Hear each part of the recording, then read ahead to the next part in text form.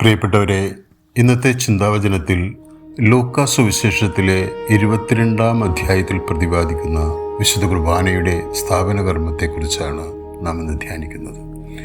യഹൂദരുടെ ഏറ്റവും മഹനീയവും അനിവാര്യവുമായ ഒരു ഓർമ്മ ദിനമാണ് പെസഹ. ആ പെസഹ തിരുനാളിൻ്റെ പശ്ചാത്തലമാണ് ഈശോ തൻ്റെ ഒടുവിലത്തെ അത്താഴത്തിന് തിരഞ്ഞെടുത്തതും ഒരിക്കലും ഒടുങ്ങാതെ തുടരണമെന്ന് കൽപ്പിച്ചതുമായ വിശുദ്ധ കുർബാനയുടെ സ്ഥാപനം. കാരണം യേശു പഠിച്ച തൽമുദിലെ പെസഹീം എന്ന പെസഹാചരണം യഹൂദരുടെ മതജീവിതവുമായി ഒരു നാഭീനാള ബന്ധം തന്നെ ഉണ്ടായിരുന്നു. ഈജിപ്തിൽ അവരനുഭവിച്ച കണ്ണുനീരിൻ്റെ ഓർമ്മയ്ക്കായി പെസഹ വിരുന്നിലെ ഭക്ഷണത്തിനിടയ്ക്ക് അവർ ഉപ്പുവെള്ളം കുടിക്കുമായിരുന്നു. പെസഹ കുഞ്ഞാടിൻ്റെ ചുട്ടുമാംസം രസകരമാണെങ്കിലും ഈജിപ്തിലെ കഠിന പീഡകളുടെ തിക്താനുഭവങ്ങളുടെ ഓർമ്മയ്ക്കായി കയ്പുള്ള ഔഷധ ചെടികളുടെ ഇലകൾ ചേർത്താണ് അവർ കഴിച്ചിരുന്നത്. ഈശോയുടെ ഹൃദയത്തിലും ഓർമ്മയുടെ നീറിപ്പുകയുന്ന ഒരു വിഷാദം തളം കെട്ടി കിടന്നിരുന്നു.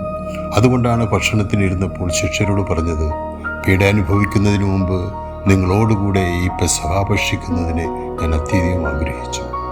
പെസഹ ഒരു കടന്നുപോക്കലാണ്. ഈശോയും കടന്നു പോവുകയാണല്ലോ. പീഡാനുഭവവും ദൈവരാജ്യത്തിൻ്റെ പൂർത്തീകരണവും ഈശോയുടെ ഔപമിക തിരശ്ശീലയിൽ തെളിയുകയായിരുന്നു. ഈശോയും ശിഷ്യന്മാരും ചേർന്ന് മാളിക മുറിയിൽ ആഘോഷിച്ച പെസഹ വിരുന്ന് ഈശോ നമ്മൾക്ക് നൽകിയ മഹത്തായ ഒരു പ്രബോധനമായിരുന്നു. തുടർന്നും ശിഷ്യന്മാർ അനുഷ്ഠിക്കേണ്ട പുതിയ പെസഹ കർമ്മം. അതിനാലാണ് യേശു ശിഷ്യന്മാരുടെ പാദങ്ങൾ കഴുകിയത്. പെസഹ കുഞ്ഞാടിൻ്റെ ബലിയിൽ ശരീരവും രക്തവും വേർതിരിക്കപ്പെടുകയാണല്ലോ. യേശു പറഞ്ഞു, ഇത് നിങ്ങൾക്ക് വേണ്ടി നൽകപ്പെടുന്ന എൻ്റെ ശരീരമാണ്. അതേപോലെ തന്നെ പാനപാത്രം എടുത്തുകൊണ്ട് പറഞ്ഞു, നിങ്ങൾക്ക് വേണ്ടി ചിന്തപ്പെടുന്ന എൻ്റെ രക്തമാണ്. പ്രിയപ്പെട്ടവരെ, നമ്മുടെ പാപങ്ങൾക്ക് വേണ്ടി ബലിയർപ്പിക്കപ്പെട്ട യേശുവിൻ്റെ ശരീരരക്തങ്ങൾ വിശുദ്ധ കുർബാനയിലൂടെ നാം സ്വീകരിക്കുമ്പോൾ അത് അനേകർക്ക് വേണ്ടി ചിന്തപ്പെട്ടതും പുതിയ ഉടമ്പടിയതുമായ ഒരു പുതുജീവിതത്തിലേക്ക് നാം പ്രവേശിക്കുക.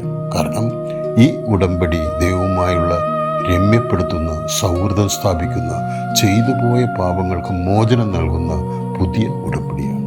അതാകട്ടെ യേശു തൻ്റെ രക്തം കൊണ്ട് ഒപ്പിട്ടിട്ടുള്ളതുമാവും. നമുക്ക് പ്രാർത്ഥിക്കാം. ഈശോയെ, ഓരോ ബലിയർപ്പണത്തിലും നിൻ്റെ ശരീരരക്തങ്ങളുടെ സ്വീകരണത്തിലും നീയുമായുള്ള ഞങ്ങളുടെ നാഭീനാള ബന്ധം ദൃഢീകരിക്കണമേ. ആമേൻ.